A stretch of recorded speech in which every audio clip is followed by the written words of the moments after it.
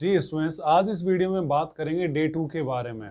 जैसा कि हमने डे 1 में बातचीत किया था about the parting words and about the meeting words, उसका लिंक है गाइज मैं डिस्क्रिप्शन में अपलोड कर दूंगा। तो स्टार्ट करते हैं आज का डे 2। So let's begin. तो स्टूडेंट्स, आज हम बात करेंगे कि डे 2 में हमारे लिए कौन कौन सी चीज़ें ज़रूरी है स्पीकिंग करने के लिए। तो आप लोग ध्यान रखिएगा, at the time of speaking we should know that about some phrases, we should know about some sentence building. और when you are learning English, जब आप इंग्लिश सीख रहे हो, so guys just I recommend you that 24 helping words that you should learn. कि मैं आपको recommend करता हूँ कि अगर आप वास्तव में अंग्रेजी सीखना चाहते हो तो आपको 24 जो इंग्लिश में हेल्पिंग्स होती है उनकी स्टडी आपको कर लेनी चाहिए। वो अभी पढ़ लो। बाकी चीज़ों के बाकी बातों में मत हो कि आपको कोई एक छोटा सा सेंटेंस बता देगा कि आप होते कौन हो, तो आपने बोला who the hell are you, बस इस तरह से रट लो और आप एक स्पीकिंग सीख जाओगे। Guys that is not possible, वो आप लिमिटेड सीखेंगे।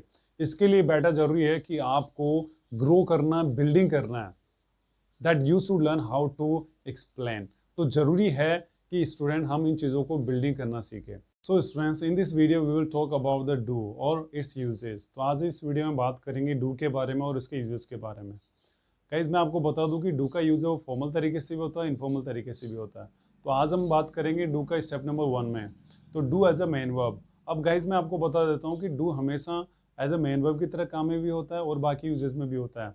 अब आपको ये ध्यान रखना है कि वर्ब के 5 फॉर्म्स होते हैं, ये आपको सबसे जरूर याद करना है। This is guys mandatory for you when you are speaking English, when you are learning English. क्योंकि बिना वर्ब के कुछ नहीं होगा, because verb is the soul of English. तो ये आपको ध्यान रखना है, सोल ऑफ अ सेंटेंस। एक सेंटेंस होता है, इंग्लिश होती है, उसकी आत्मा होती है वर्ब। बिना वर्ब के guys you can not groom yourself, you can not become as a native speaker, right.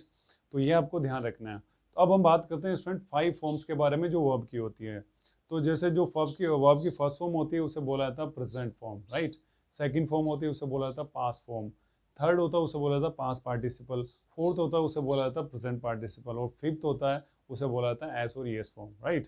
तो स्टूडेंट ये आपको ध्यान रखता है do as a main verb. अब डू का हमेशा यूज है वो प्लूरल सब्जेक्ट के साथ में, प्लूरल नाउन के साथ यूज होता है।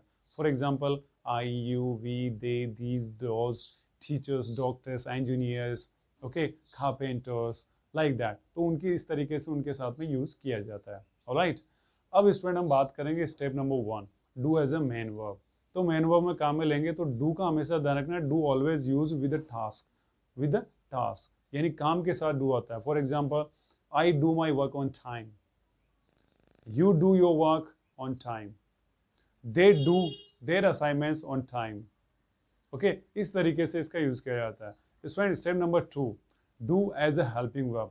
तो डू का एज ए हेल्पिंग की तरह काम में लिया जाएगा। For example do you speak English fluently, yes I do.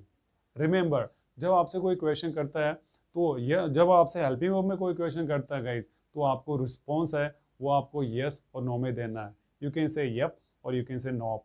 For example do you speak English, तो आप बोलेंगे yes I do, otherwise no I don't. ये आपको कंप्लीट नहीं बोलना है yes I speak English. Guys this is use only in question words, ठीक है। We will discuss later after this, ठीक है। तो आपको ये ध्यान रखना है इसमें that we use mostly this. और another example we take then, do you teach English, yes I do. Do you dance in at parties, yes I do. Do they sing song, yes they do. Do you know me, yes I do. तो इस तरीके से guys हम sentence बोल सकते हैं, क्योंकि आपको डू यू ध्यान रखिएगा, फिर इसके बाद आप वर्ब लगा दीजिएगा, and obviously you can practice that, and with one sentence you can build thousands of sentence guys, alright. Third step, ध्यान देना डू का थर्ड स्टेप। तो गाइज इसको हम बात करेंगे डू इज इक्वल इम्पेरेटिव्स, यानी डू का इम्पेरेटिव में काम में लिया जाता है। वैसे वर्ब की फर्स्ट फॉर्म होती है ऑलमोस्ट इम्पेरेटिव्स में आती है।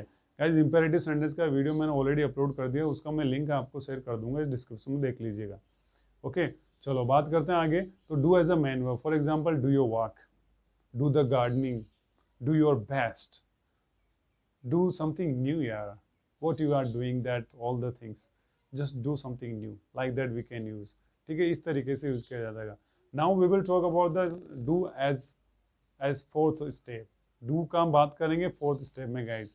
तो यहाँ पे डू है वो इनफॉर्मल तरीके से यूज किया जाएगा, यानी डू का मतलब यहाँ पे देखिएगा स्टूडेंट बांधना भी होता है, ठीक है। Let's see that. तो हम बात करते हैं कि मेरे पास में मोबाइल नहीं है, तो इंग्लिश में क्या बोलेंगे, आई डू नॉट हैव मोबाइल। हम बोलते हैं ना कि मेरे पास कंप्यूटर नहीं है, I do not have computer, क्या मोबाइल चलेगा? अब चलना, तो चलना का तो अलग अलग मीनिंग होता है, जैसे रन भी होता है, गो भी होता है, ठीक है, वॉक भी होता है, ऑपरेट भी होता है, सो मेनी। तो यहाँ पे डू का एक इनफॉर्मल तरीके से आएगा। बात करते हैं एग्जाम्पल की, मेरे पास लैपटॉप नहीं है, I do not have laptop. Will do CP, will do cell phone, बन गया। I do not have TV, will do LED. I do not have tripod, will do table.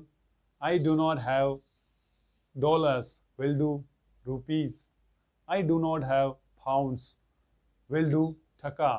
So guys we can use, इस तरीके से हम use कर सकते हैं।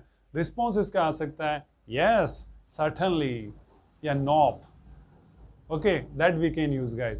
तो इस तरीके से स्टूडेंट हम इनको यूज कर सकते हैं। एक चीज ध्यान दीजिएगा, डू इम्पेरेटिव में भी यूज होता है, इसमें डू प्लस नॉट आता है। तो जैसे don't go there, don't touch my property, don't tell a lie, don't speak the truth, we can use, because here only lie is allowed, mostly that is used only.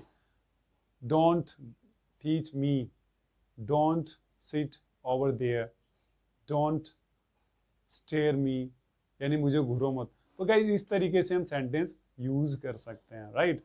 तो hope guys आप day 2 है वो समझ में आ चुका होगा, do का आपको सेंटेंस किस तरह बनाया जाता है समझ में आ चुका होगा। स्ट्रक्चर वाइज आप इसको याद कीजिएगा, then we can learn so many things. मिलते हैं डे 3 में गाइज। आपके और भी कोई कमेंट्स है और what the topic you want to learn firstly that, then guys you can put in the comments. So I will see you the next time, till then take care and bye bye everybody.